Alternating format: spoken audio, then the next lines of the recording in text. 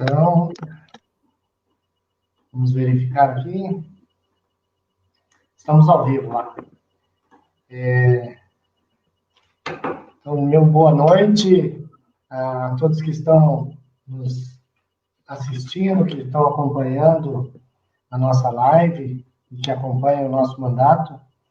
É bem importante que a gente possa fazer esses debates, né? Então, o Mandato Popular Participativo, o vereador Anderson Prego, promove esse ao vivo, vamos dizer assim, né? Nós queremos falar um pouco com os professores, professoras, com os funcionários de escola, pais, mães e com toda a população, né?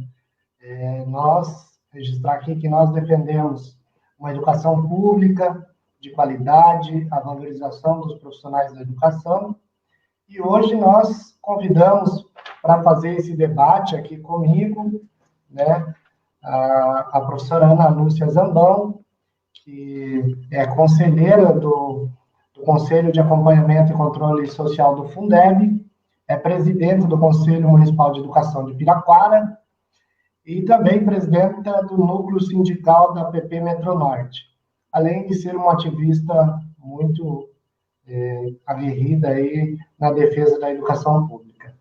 Então, meu boa noite, Ana Lúcia, muito obrigado por estar conosco aqui.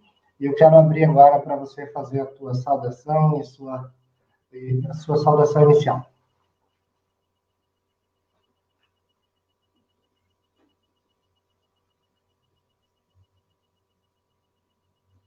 É contigo, Ana Lúcia. Boa noite. Boa noite, Anderson. Eu quero saudar, né, em nome da PP Sindicato, em nome da PP Metronorte, dos conselhos da educação do município de Piraquara, dos quais eu faço parte, saudar os internautas. Sabemos que nós teremos aí, acho que a participação de alguns municípios, depois nós vamos, né, tabelando isso.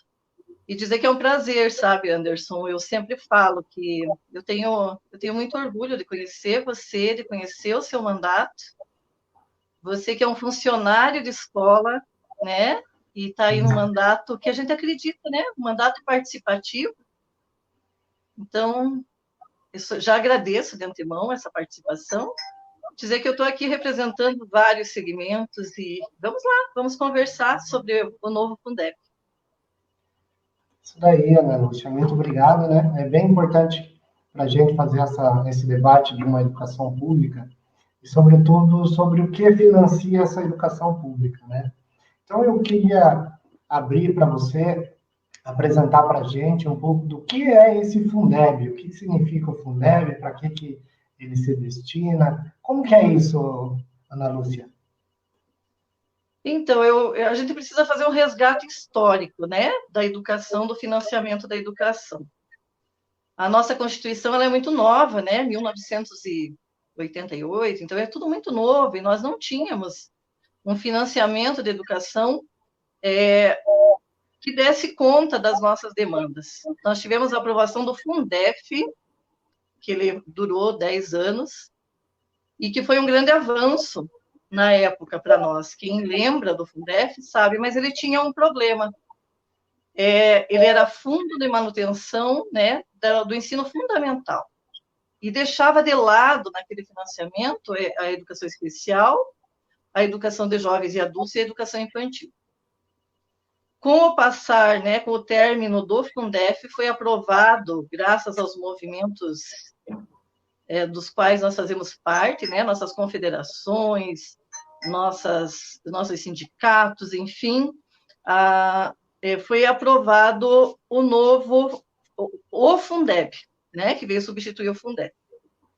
O Fundeb ele trouxe um avanço, né? Aí ele incluiu a educação infantil, a educação de jovens e adultos e a educação especial, mas, porém, a gente não conseguiu avançar muito na quantidade de recursos que nós precisávamos por 10 anos aí para manter toda a educação, né? Nesse conjunto da educação. O nosso Fundeb acabou e nós tivemos grandes avanços, né? Com o Fundeb que passou, ele está vencido já há algum tempo E aí nós tivemos que fazer um grande movimento nesse último período, que é para aprovar o novo Fundeb. Sim. Então, agora nós já temos todas as modalidades colocadas nesse fundo, mas nós tínhamos um problema, ele não era uma política permanente, né? Então, agora nós conseguimos aprovar na Câmara Federal um novo Fundeb, depois de muita luta, e nós vamos falar sobre isso hoje, né? Sim. E estamos com ele aí, ele foi aprovado só na Câmara Federal, então ele precisa ainda ser aprovado no Senado. E Ana Lúcia, fala um pouquinho para a gente aí para que se destina o novo Fundeb, o novo Fundeb, né? Para que se destina isso? Como que ele é aplicado na educação, na prática? Né? Falando um pouco dessa questão do recurso. Perfeito. Primeiro, a gente precisa entender que cada município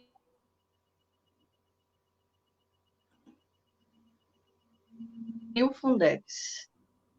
Não é um Fundeb só. E nós temos que desmistificar que, quando a gente fala em Fundeb, muitos dos trabalhadores da educação e a comunidade acha que é um dinheiro que ele vem na totalidade do governo federal. E isso não é verdade, né? Uhum. Então, cada município, por exemplo, o município de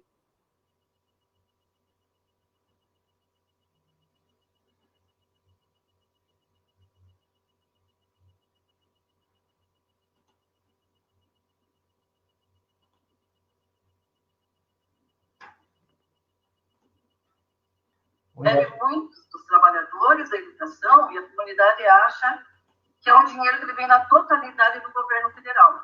E isso não é verdade, né? Então, cada município, por exemplo, o município de...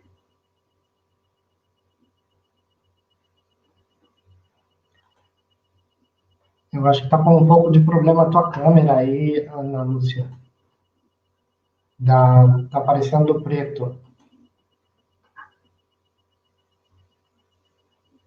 Muitos dos trabalhadores da educação e a comunidade acha que é um dinheiro que vem na totalidade do governo federal.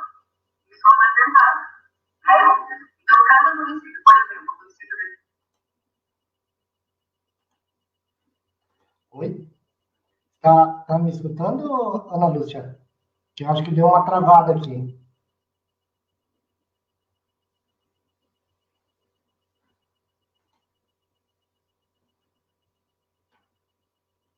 Então, até que a gente vê a conexão ali da Ana Lúcia, né? Importante a gente observar aqui a importância desse fundo para o desenvolvimento da educação, né? O nome deste fundo é um Fundo de Manutenção e Desenvolvimento da Educação Básica e da Valorização dos Profissionais da Educação, né? E que vai atender, então, da creche ao ensino médio. Quando a gente trabalha a questão do ensino básico, ele vai tratar desta questão, né? Então, vamos ver se a Ana Lúcia consegue restabelecer ali o sinal. E aí a gente volta com ela ali. Né?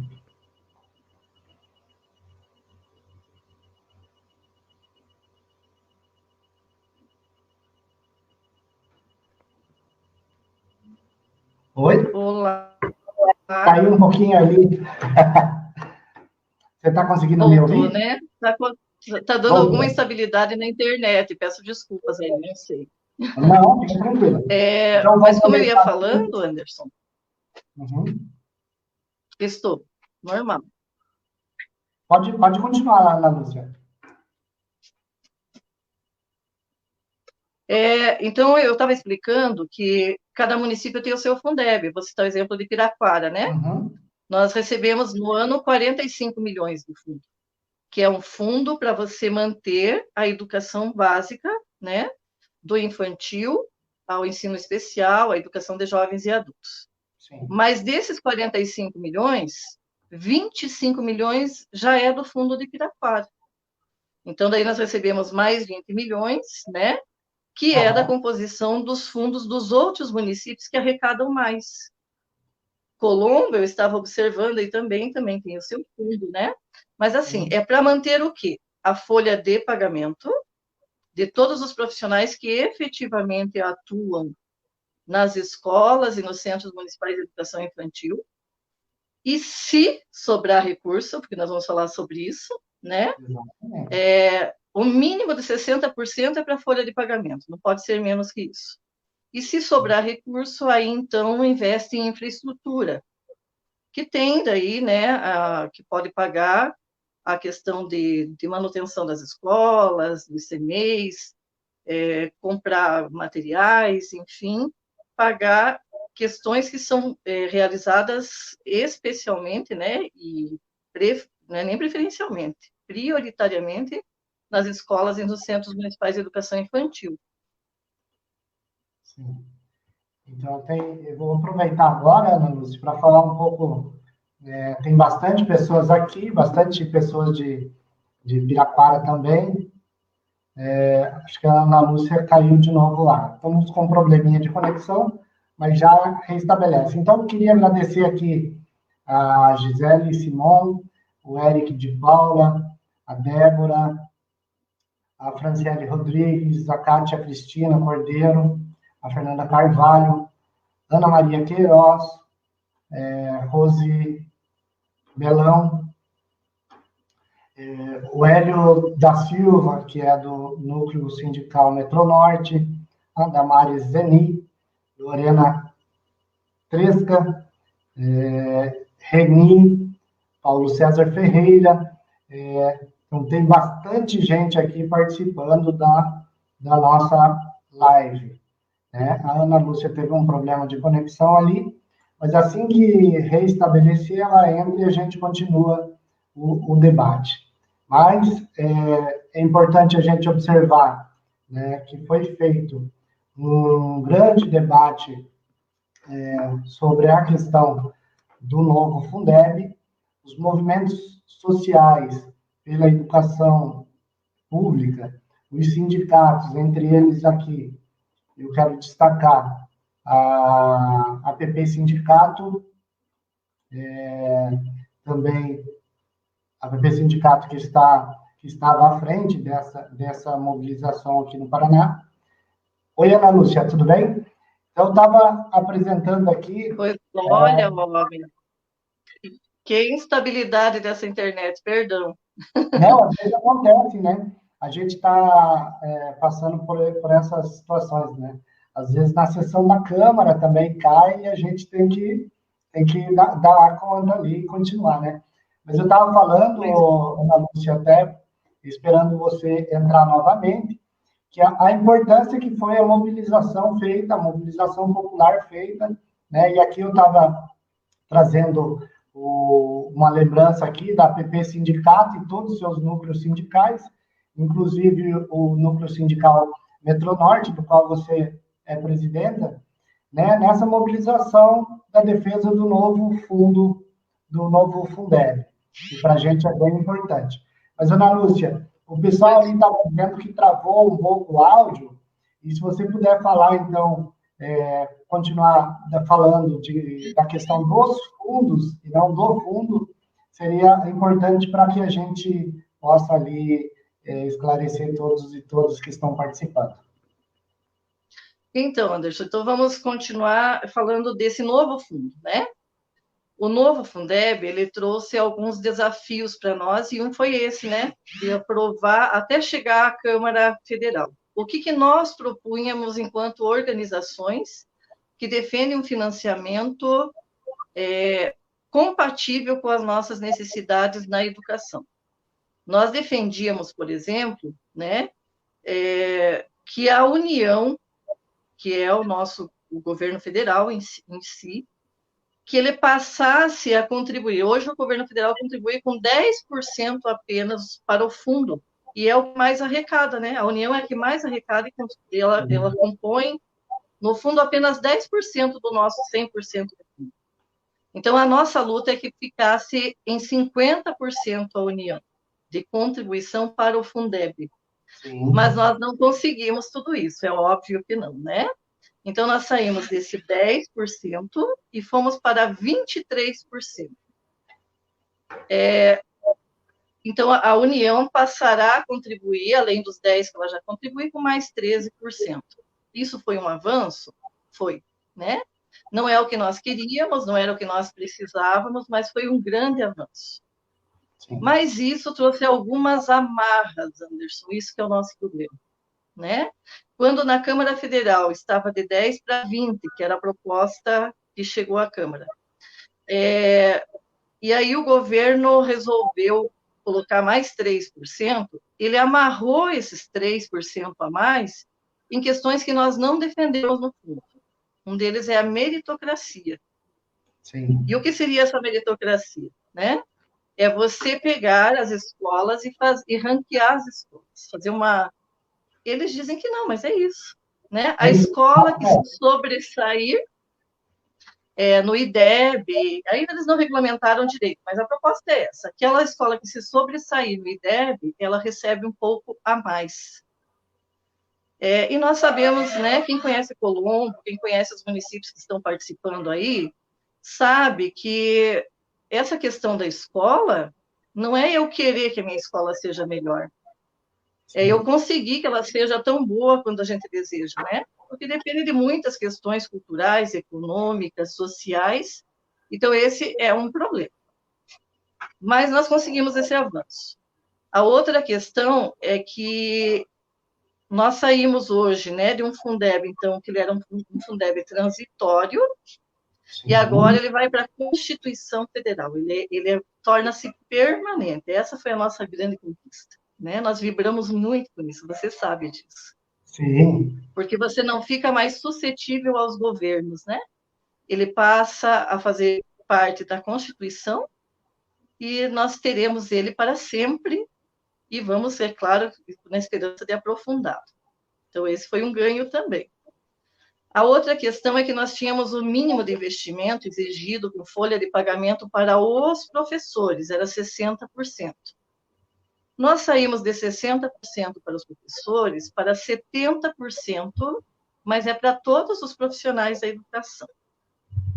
Eu, como uma fundefeira e fundebeira de plantão, né, desde sempre, eu diria, assim, particularmente, conhecendo a nossa realidade, por exemplo, da região metropolitana norte, que isso não é um grande avanço.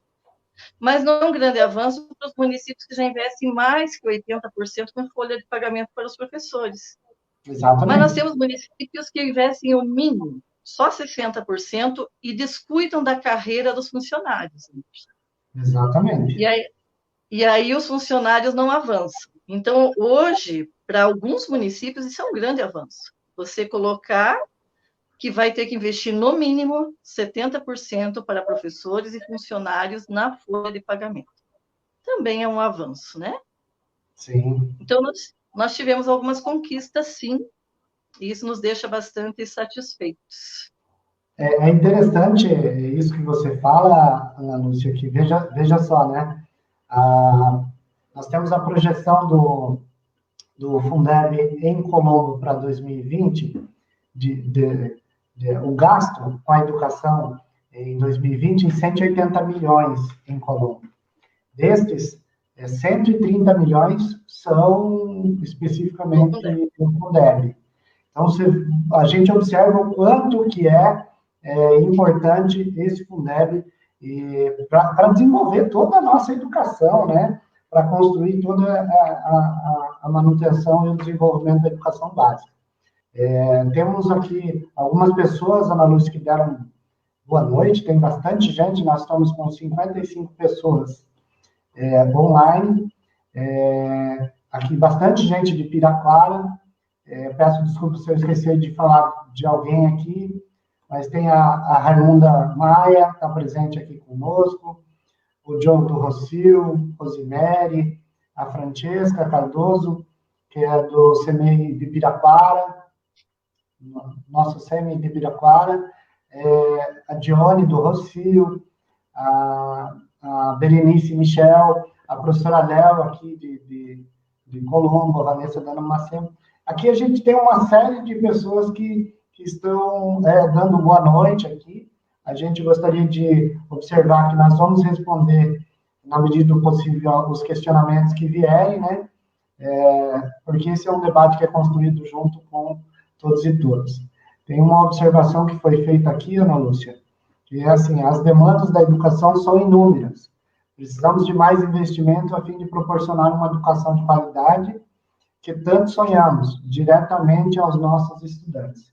Isso é interessante porque, quando a gente vê o debate sobre esse novo Fundeb, a gente está vendo que também ele é desenvolvido para aplicação direta onde está o aluno, né?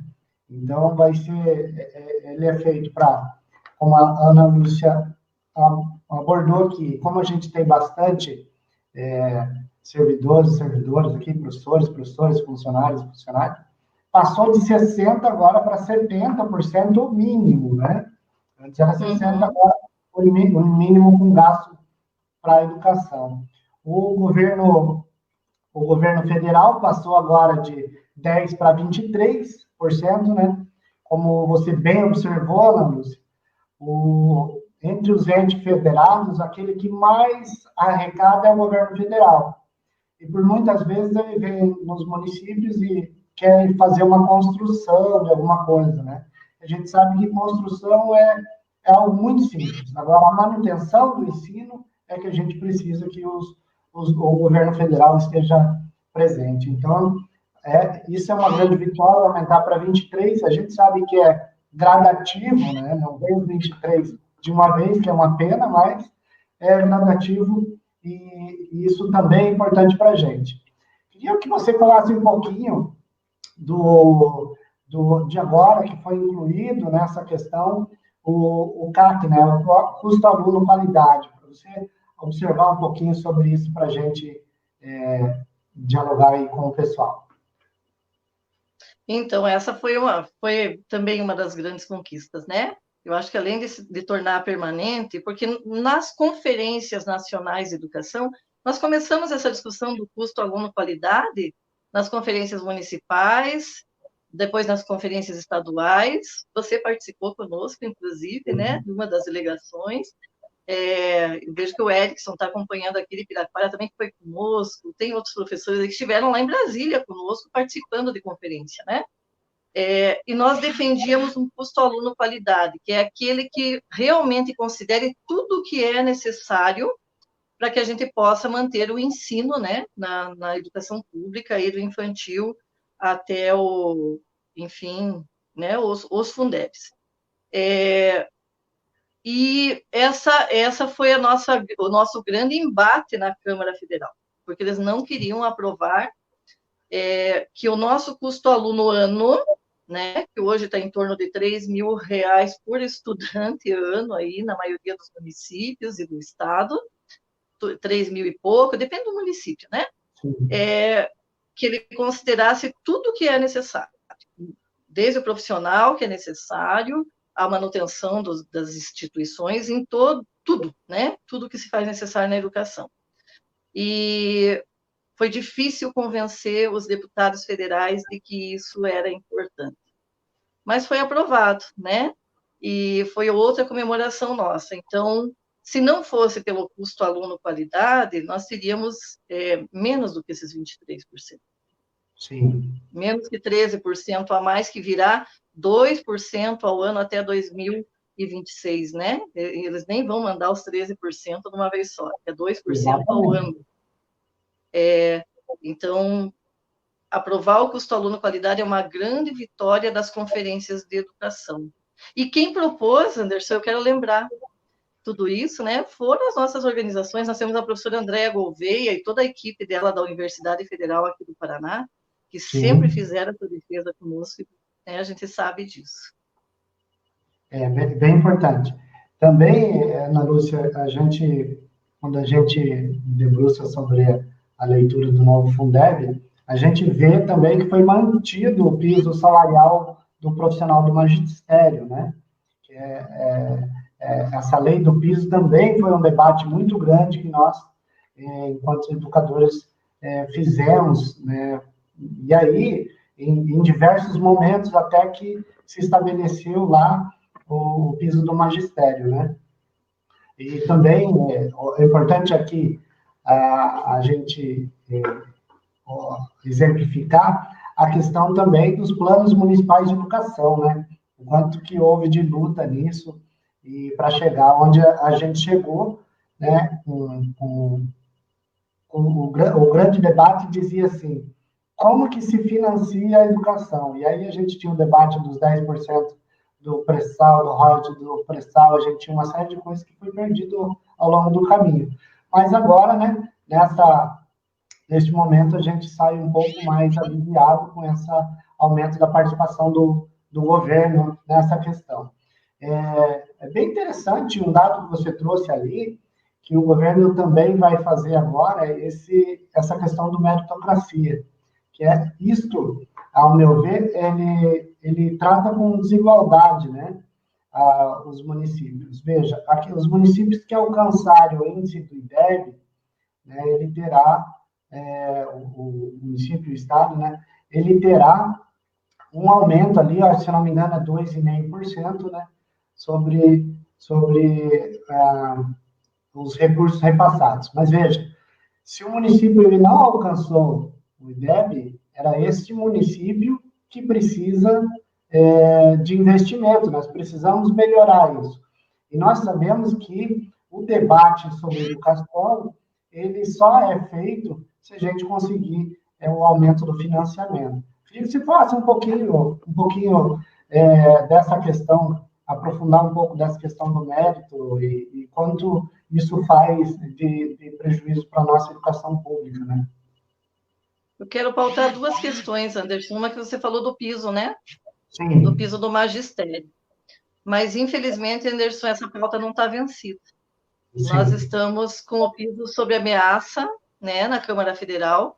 Nós tivemos dois grandes avanços. Um foi a mobilização para o novo Fundeb, que eu quero registrar, já resgatar antes que a gente termine, né? Foi a 7ª maior mobilização do mundo naquela semana e a 3ª maior do Brasil. Por isso que ela ganhou destaque, inclusive, na Rede Globo, né? E isso nós precisamos entender, quem está participando aqui, que sempre que tem uma mobilização, quando nós vamos para o Facebook, vamos para as redes sociais, quando fazemos nossas hashtags lá, né?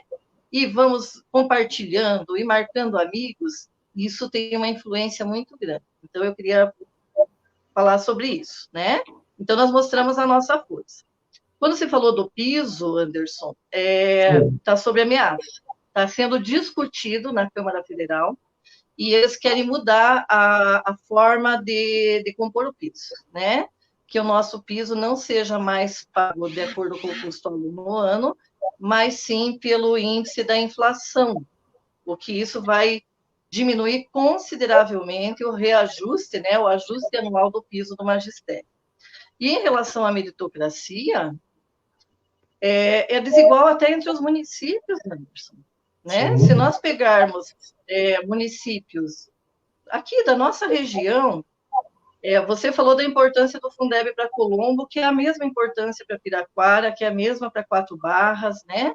Porque nós somos municípios em que o Fundeb nosso é inferior ao que vem depois, né, composto. E que você citou aí o exemplo de Colombo, que mais de 50% dos recursos investidos na educação vem do Fundeb. Mas os municípios são diferentes, né? As escolas são diferentes. Se você pegar Colombo e você pegar um bairro de Colombo e pegar outro, já são diferentes. Então, como é que você vai penalizar um município que não conseguir atingir o IDEB porque, às vezes, não tem arrecadação? Às vezes, ele não tem como investir como deveria na educação. Nós temos vários fatores que influenciam no IDEB que não dependem só da escola. Então, essa meritocracia, ela traz um grande prejuízo para a educação, porque sempre aqueles que podem mais, que conseguem mais, que têm melhores condições, serão os mais beneficiados, né? E aqueles que menos conseguem, por N motivos, eles terão seus prejuízos, continuarão sendo desvalorizados, digamos assim. E agora financeiramente, né? Mais ainda. Mais ainda, né? Então, assim, às vezes tem bastante pessoas que nos assistem que não são da educação, né? E aí, não sabem o que de fato faz o Fundeb, né? E acha que todo esse recurso é para pagar folha de pagamento. Mas, na verdade, o Fundeb ele serve, no geral, para a manutenção inteira. Então, tudo que a gente vê de investimento, né? E é bom a gente usar esta palavra, investimento, porque quando se trata de educação, tudo é um investimento, né? Ele não pode ser tratado como um gasto, porque ele melhora o país, melhora os estados, melhora o município. Então, tudo que é investido na educação, né, faz parte dessa questão do Fundeb. Então, água, luz, merenda, a manutenção, tudo isso é um recurso que pode ser usado ali dentro desses 30%, vamos dizer assim, que o mínimo com folha é 70%, né? Mas aqui, Ana Lúcia, você trouxe um dado importante. Eu até fiz a anotação aqui, né? Colombo, no ano passado, gastou 88% do Fundeb em folha de pagamento, né? Então, assim, nós precisamos realmente que esse recurso aumente, né? E que possa aí servir para valorizar os profissionais e também a qualidade do ensino, né? Tem uma pergunta aqui, Ana Lúcia, da Maria Campos de Almeida. Ela diz assim: o Plano Nacional de Educação, e o Plano Estadual de Educação e os planos municipais de educação em relação às metas de 17 e 18. Acredito que é daquela discussão que a gente fazia lá, daquele debate que a gente estabeleceu metas para a gestão pública alcançar, né, ao longo do tempo. Então, uma forma de medir se está tendo esse investimento ou não. Se você pode falar um pouquinho sobre essa questão dos planos e as metas de 17 e 18. Que bacana a pergunta da professora Mariazinha de Quatro Barras, uma grande militante também. Então, assim, ó, as metas do plano de educação, que nós estamos falando, os dois vêm em direção à valorização. Uma delas diz que, obrigatoriamente, todos os municípios deveriam ter os planos de carreira para os funcionários da educação aprovados em 2 anos a partir da aprovação do Plano Nacional de Educação. Exato. E aí, Anderson, eu vou te dizer que essa meta não foi cumprida, né? Os funcionários, infelizmente, ainda ficam, né, deixados de lado, mas eu vou citar um bom exemplo disso tudo na nossa região metropolitana norte. Piraquara foi o único município que conseguiu aprovar o plano de carreira específico para os funcionários da educação. Aí nós estávamos avançando em outros municípios, né, com a participação da PP, onde a gente tem alcance, mas infelizmente veio toda uma crise econômica posta, que não permitiu o avanço nessa discussão, né? Nós temos planos que estão prontinhos para ser aprovados e estão parados. Um deles é de 4 partes. Então, essa meta de fazer o plano de carreira para os funcionários de educação, ela não foi cumprida, era para ter sido cumprida em 2017. Eu acredito que no município de vocês também não foi, né? E que nós precisamos agora, com o novo Fundeb, aproveitar a oportunidade. Apesar que nós temos um impedimento aí por conta, né, de uma legislação que está engessando isso no próximo ano, que é por conta desse reforço que veio do governo federal, uma recomposição dos recursos por conta da pandemia, não pode usar em folha de pagamento, não pode usar nas carreiras, né? Então veio essa marra, mas nós precisamos batalhar com os funcionários de escola para avançar nisso, e as câmaras de vereadores têm um papel importante nisso, sabe? Fazer cumprir essa meta do plano municipal, dos planos estaduais e do plano nacional de educação. Então, é a valorização dos funcionários, né? Que não pode ser deixada de lado. É bem importante isso que você tem trazido aqui, dessas duas metas, né? A meta 17 e a meta 18 dos planos, né? Então, aqui a Ana Maria Queiroz, 4 Barras, por exemplo, por exemplo, que não paga o piso, né? É um exemplo de que não paga o piso, né? E assim a gente vai vendo a realidade em vários outros municípios, né, que não estão de acordo com o piso. Porque aqui em Colômbia eles estão pagando, né, isso aqui é uma distorção muito grande, eles pagam para aqueles profissionais que não atingem o piso. Então, eles fazem por complemento, com folha complementar, né? Se você puder falar um pouquinho sobre isso, é interessante para a gente, até para exemplificar para os educadores de Colombo, né? É um debate que a gente faz aqui, né? Que deveria É ser que tem para uma leitura proposital da lei do piso, né, para alguns governantes.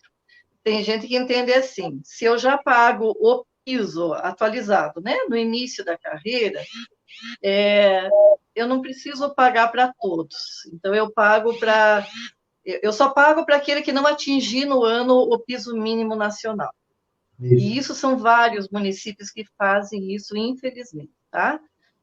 Mas nós temos, assim, uma conjuntura que não dá para negar no último período. O Anderson conhece o financiamento, conhece as receitas. Nós temos um problema político posto aí, né? Que é a questão primeiro que o Fundeb, gente, ele foi perdendo a sua consistência, porque era para ter sido aprovado há 4 anos atrás, e não foi. Então, nós temos uma lei do piso a ser cumprida, mas o recurso não vem na dimensão que deveria vir para se cumprir com a lei do piso em muitos municípios. Nós temos um problema de política municipal, porque tem municípios que investem 30% do mínimo exigido de 25% na educação, 33%, 31%, vão além do que é exigido no mínimo. Mas tem município que investe exatamente os 25%, e não sei como é que conseguem fazer essa matemática que dá 25,02%, 25,03%, né? Então, você conhece essa história. Então, o que vai acontecendo? O município que politicamente faz a definição que eu não vou investir mais do que 25%, né? Acaba não pagando o piso como deveria. E tem o problema da arrecadação, sim, que caiu muito nos 2 últimos anos. Nós tivemos um problema sério. Com a pandemia, mais sério ainda, eu tenho estudo dos nossos municípios e foi baixando, né? O próprio Fundeb baixou nos municípios. Então, nos 2 últimos anos, até que a gente tem alguma justificativa para isso. Fora isso, não. Deveriam ter pago e não cumpriram com a legislação. Então, para esse ano, a projeção era 130 milhões do Fundeb, e a prefeitura acredita que não vai chegar a 110. Não chega mesmo. O ano passado, a gente teve de receita efetiva 104 milhões. Então, a gente vê que caiu muito a arrecadação, né? Aqui a Rose Belão está dizendo, pena que a mesma força não foi, que a força não foi a mesma em relação à reforma da Previdência. É verdade, nós fizemos uma grande mobilização social com a população, mas o que não houve foi até a própria população entender, né, e ir para a rua exigir que não fosse aprovado isso daí, né? Então a gente fica muito triste, mas a luta foi feita, né, e vamos continuar fazendo esse debate. Aqui o Raimundo Maia, parabéns ao vereador Anderson pela escolha da nossa representante Ana Lúcia, que discorre com propriedade sobre o Fundeb. Eu considero, Ana Lúcia, você aqui, né, sem puxar saco, mas, assim, uma das grandes especialistas desta questão do Fundeb, né, um grande exemplo para os outros municípios do acompanhamento que você faz, inclusive no Conselho de Controle, né, que é uma das coisas que a gente vai aqui também, está listado aqui para a gente apresentar aqui, né. Vou ler mais alguns comentários. Precisamos de consciência coletiva para resultados efetivos. Exatamente, né? Vamos lá. Maria Campos, só quem conhece a luta da nossa guerreira Ana Lúcia sabe a importância de entender sobre esses recursos. Exatamente. Eu que estou na Câmara, vejo que os vereadores eles não têm esse entendimento do que é o Fundeb, dos recursos como um todo, ou não se preocupam com a questão do orçamento, né? Então, é bem complicado. com a Rosilene Lunardon, excelente iniciativa do vereador, e aqui, plano de carreira, um sonho utópico de 4 barras. Eu acho que a gente vai juntos, né, Ana Lúcia, porque o núcleo Metronorte ele atende tudo isso, então é uma luta que a gente vai continuar travando. E como ela mesma diz ali, mas desistir jamais. A gente que acredita na educação pública de qualidade jamais vai desistir da luta, né? Ana Lúcia, queria que você pudesse falar agora para a gente, quando a gente faz esse debate, começa a falar milhões para a população que não tem o conhecimento exatamente do que isso significa. Então, parece que é muito dinheiro, mas na prática a gente precisava muito mais. Eu queria que você falasse, então, porque é uma das coisas que sempre a gente é questionado, como que se controla esses valores? Como que a gente sabe se esses valores estão sendo mesmo gastos efetivamente na educação e tudo mais? E qual é a importância dos conselhos de controle social? Perfeito, Anderson. Eu estava aqui, né, viajando, como a gente sempre viaja, né? Mas primeiro dizer para você que eu acredito que toda a Secretaria de Educação deveria, no seu plano de formação dos profissionais da educação, professores e funcionários, nos seus momentos com a comunidade escolar, nas assembleias, nos conselhos, enfim, nós deveríamos ter um programa de formação sobre financiamento da educação. Eu acho que essa deveria ser uma defesa, sabe? Deveria ser obrigatório. Uma carga horária destinada para as pessoas entenderem como é que se compõe o financiamento de um município como um todo, o que vai para a educação, se é muito dinheiro, se é pouco dinheiro, para que nós tivéssemos uma luta maior, porque realmente o Erickson falou ali, eu vi quando você leu, né? O Erickson, que é de Piraquara, ele falou que nós precisamos de muito mais dinheiro. O dinheiro não é suficiente, ponto. Mas, além de não ser suficiente, se ele não for bem fiscalizado, aí fica mais complicado ainda, né? Então, nós somos defensores, sim, dos conselhos de controle social. Na educação, nós temos 3 conselhos, né? O Conselho da Alimentação Escolar, que cuida de uma parte do recurso que vem para a alimentação, porque os municípios complementam mais da metade, às vezes, com a alimentação escolar, com dinheiro próprio, né? Nós temos o Conselho de Controle e Acompanhamento Social do Fundeb, que, Anderson, me permita dizer pela minha experiência prática, tá? Nem é só teórica, prática. Infelizmente, nos últimos anos, o Fundeb só deu para pagar a folha de pagamento.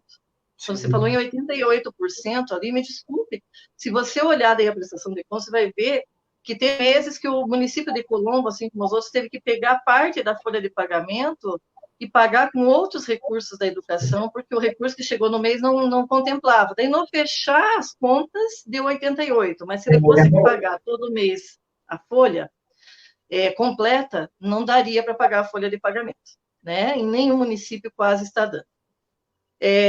E aí, nós temos o Conselho Municipal de Educação, né? Então, falando do controle social, esses 3 conselhos têm que estar muito unidos. Cada um fiscalizar a sua parte, mas para que a gente chegue na fiscalização do todo. O Conselho do Fundeb, ele tem por função fiscalizar a composição dos impostos que compõem o fundo, né? Para ver se o município está investindo aquilo que deveria, efetivamente, acompanhar as audiências públicas da Câmara, da Prefeitura, né, de prestação de contas, estar nesse movimento, não só vendo quanto que vem de recurso e se pagou a folha certa ou não, mas um movimento de ver a composição dos impostos do fundo. Sim. E é um conselho fundamental, mas que, infelizmente, nos últimos anos, ele só ficou com a função de fiscalizar a folha.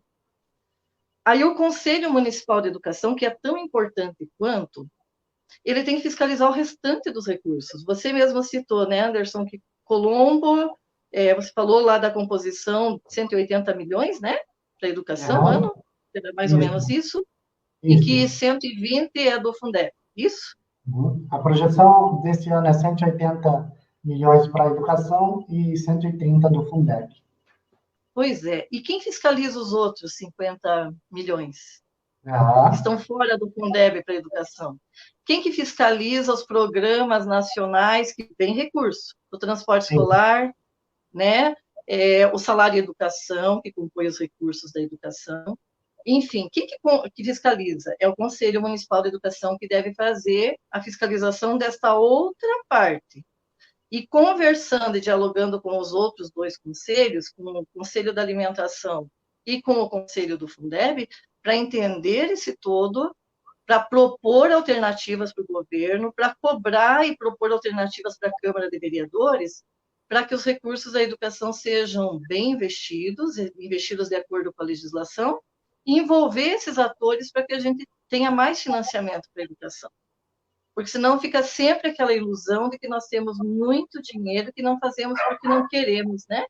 E não é bem verdade isso. Então, para mim, os conselhos, eles precisam ser atuantes, precisam ser autônomos, tem as indicações do governo, que vão participar, mas eles têm que ser eleitos democraticamente, eles precisam funcionar, ter reuniões ordinárias todo mês, e ter um diálogo permanente com a Secretaria de Educação, com a gestão municipal, com a Secretaria de Finanças, de Planejamento, com a Câmara de Vereadores, né?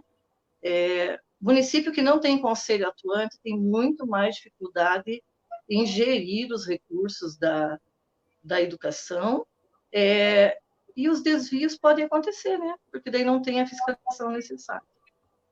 Sim. É bem isso, né? A gente tem que valorizar essa questão dos conselhos de controle social, que o nome já diz, né? Um conselho que vai fazer esse controle todo, né?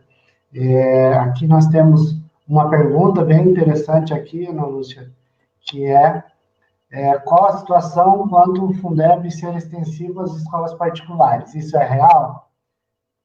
Se você puder falar um pouquinho disso. Professora Mara, uma pergunta interessante que eu deixei de falar lá na composição do novo fundo, né? Quando o governo federal, quem assistiu à sessão da Câmara sabe do que estou falando, né? Vinha toda uma ameaça de não aprovação nos bastidores, e ele, para dizer que ele era a favor, né, de mais financiamento para a educação, ele incrementou 3% a mais do que estava proposto na tacada final ali para aprovação. Nesses 3% a mais, nos 13% a mais, tem uma cláusula que diz lá que o município que não conseguir ofertar vaga para a educação infantil, e nós sabemos que é um problema, né, a falta de vagas na educação infantil, obrigatoriamente vai ter que investir um percentual nas escolas particulares e conveniadas. Então, a gente sempre batalhou para que o dinheiro do Fundeb fosse para a escola pública, mas teve toda uma negociação, né, da rede particular, que está crescendo no sentido... A gente não é contra a escola particular. Nós somos contra quem é que está por trás de tudo isso, né, para pegar dinheiro público para iniciativa privada. E cuidar para nós não termos a privatização do ensino. Mas é fato, Mara, está amarrado e agora esse é o grande embate que está agora na regulamentação de algumas questões que ficaram ainda do fundo para regulamentar posteriormente. E é o grande debate que vai para o Senado, né? Os nossos movimentos já estão se organizando para que a gente, por conta disso, também a gente não venha a perder aquilo que conquistou na Câmara Federal, que foi um grande movimento, mas que também, de repente, a iniciativa privada não absorva o que vem um pouquinho a mais para o nosso novo fundo aí, na sequência desses 10 anos. Isso aí, vamos lá. A Maria Campos de Almeida, a Mariazinha, a nossa Mariazinha, imagina uma proposta de campanha da gestão atual, imagine que a proposta de campanha da gestão atual era aprovar o plano, e 4 Barras está devendo este avanço na meta. Então, assim, né, a gente vai passar por um momento de eleição que nós temos que saber escolher bem os nossos representantes, aqueles que defendem o serviço público, a atuação da gestão pública, que defendem os servidores que estão na ponta ali ofertando serviço e sofrendo muitas vezes com uma gestão que não é uma gestão boa, né? Então, é o momento da gente avaliar isso também, né? Nossa categoria, né? Nossa categoria precisa estar sempre unida na luta, com certeza. A união é que constrói todos os avanços que a gente tem, né? E também, né, aqui acompanhando a live, um abraço para a professora Ana Lúcia Zabão, sempre na luta pela educação pública de qualidade. Isso é muito bacana, Ana Lúcia, o pessoal reconheceu toda a tua atuação, porque a gente sabe o quanto que isso necessita de trabalho, necessita de estudo, necessita de horas sem dormir, né? Mas é bem gratificante quando as pessoas reconhecem aqui, como estão trazendo para a gente aqui nesse ao vivo que a gente está fazendo. A professora a Tânia também aqui dando os parabéns, a Gorete também trouxe o seu boa noite. Aqui a professora Leia Bittencourt, precisamos de mais representantes como vocês que falem de forma aberta e com muita propriedade. Olha, isso é bacana. Também aqui, parabéns, Ana Lúcia, sempre na luta pela educação pública de qualidade. Muito bom. Ana Lúcia, muito comprometida. E assim a gente vai vendo aqui os recados. Eu gostaria que você falasse um pouquinho da importância dos sindicatos nessas conquistas todas e também na questão do questionamento da gestão frente aos avanços que a gente busca, né? Queria aqui deixar o meu abraço para o Claudinei Duarte, que é o presidente da PMC Sindicato, um sindicato de luta, de valorização da educação aqui no nosso município, né?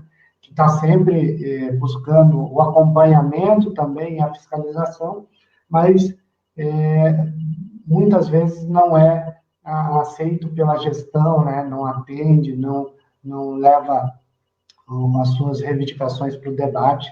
Então, é importante que os sindicatos estejam presentes, que as entidades de classe estejam presentes. Mas que você faça um pouquinho dessa importância do sindicato dentro das construções de políticas públicas para a educação. Então, primeiro eu quero saudar o professor Claudinei, né? Nós acompanhamos a luta, somos companheiros de luta.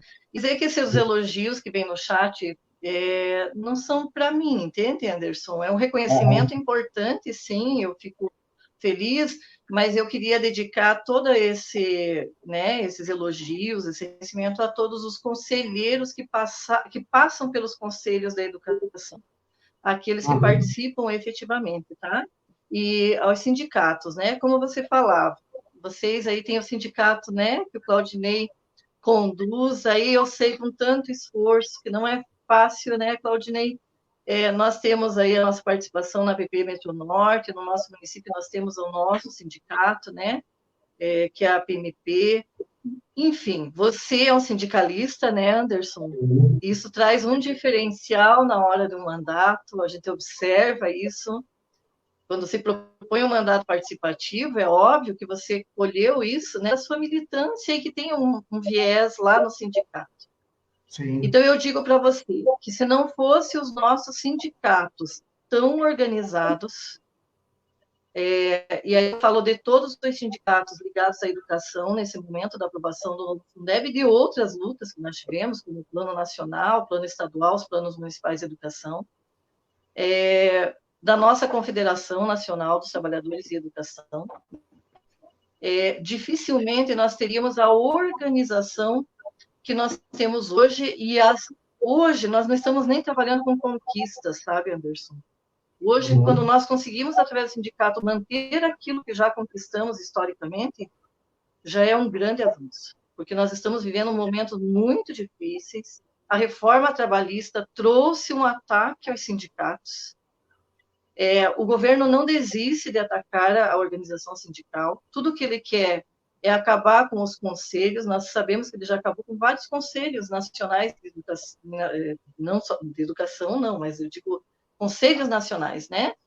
Acabou com ministérios, imagina. Então, o nosso controle social, a nossa militância está muito ameaçada. E eu digo sempre e falo, principalmente, quero aproveitar o momento que nós estamos na Semana do Funcionário de Escola, né? Sim. E o Dia do Funcionário, dia 7, nós precisamos que os funcionários entendam também a importância dos sindicatos de todas as categorias, mas vamos falar do nosso da educação, né?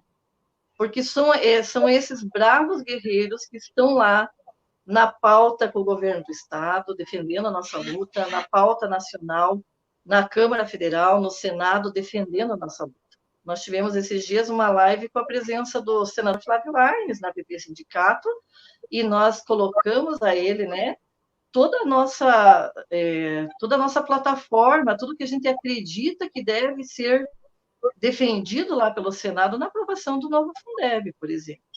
Quando a Rose falou aqui, né, que na reforma da Previdência a gente não teve o mesmo envolvimento, aí nós vimos a força da educação. Olha como a educação conseguiu avançar e ser a 7ª maior mobilização do mundo, né, agora com o novo Fundeb.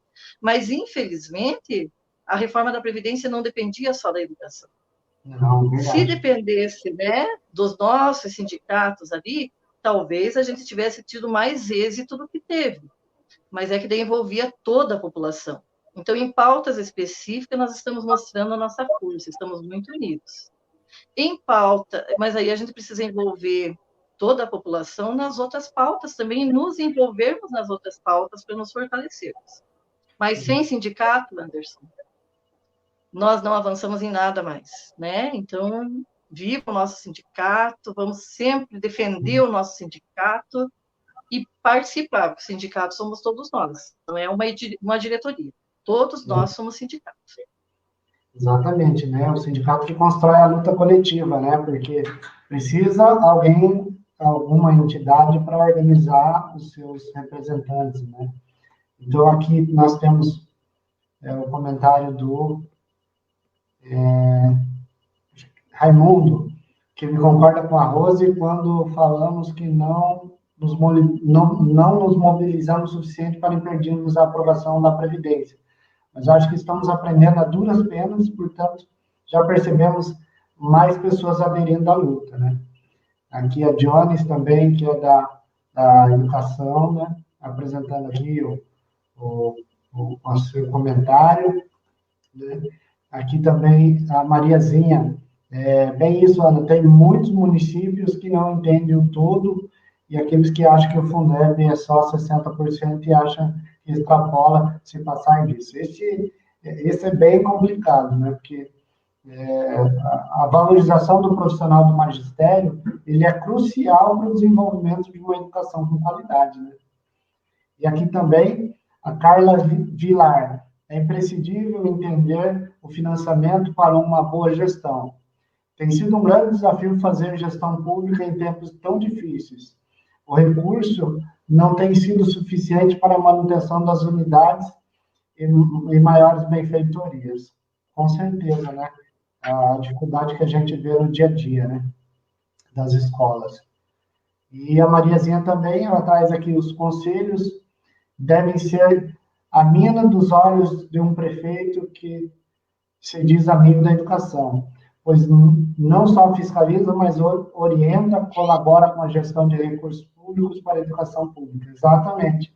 A importância dos conselhos dentro da gestão pública é um olhar extremamente criterioso das pessoas, né, buscando desenvolver melhor a sua atividade, seja no Conselho de Saúde, seja no Conselho de Educação, seja nos conselhos que a gente já apresentou aqui, né, da alimentação escolar, do controle social. Todos esses espaços são importantes para a população também tomar conhecimento, se inserir e fazer a luta junto, né?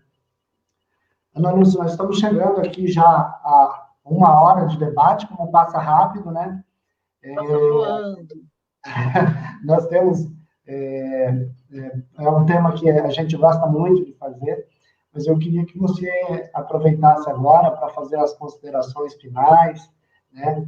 E dar sua fala final aí, para que a gente não fique tão cansativo para ti e para as pessoas.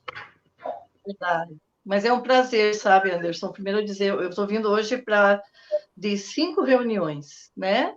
E eu falei para você, discutir o Fundeb é um grande prazer, discutir o financiamento da educação é um grande prazer. Para quem não gosta, eu acho que está faltando só conhecer um pouquinho. Eu vi aqui a participação da nossa secretária de Educação de Piraquara, a Carla, tem representantes lá da prefeitura, né? Eu vi o secretário de Planejamento, o Girley, participando aí também. Por quê?